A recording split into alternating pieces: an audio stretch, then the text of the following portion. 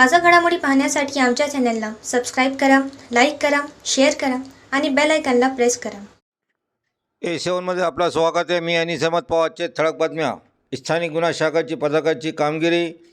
हिंगोली शहरातील अंदरवाडी रस्त्यावरील वैद्य नगरात एका 22 वर्षीय युवक मध्यरात्री रस्त्यावर तलवार घेऊन दहशत निर्माण करीत असल्याच्या स्थानिक गुन्हा शाखाच्या पथकाने त्याला ताब्यात घेतले व त्याच्यावर हिंगोली शहर पोलीस स्टेशनात त्याच्यावर गुन्हा नोंद करण्यात आला.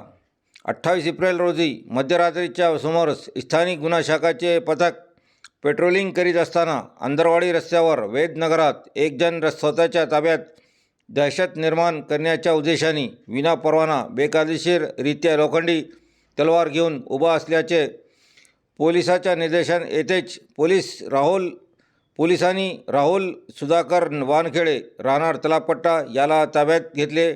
त्याच्यावर हिंगोली शहर पोलिसात गुन्हा दाखल केला आहे.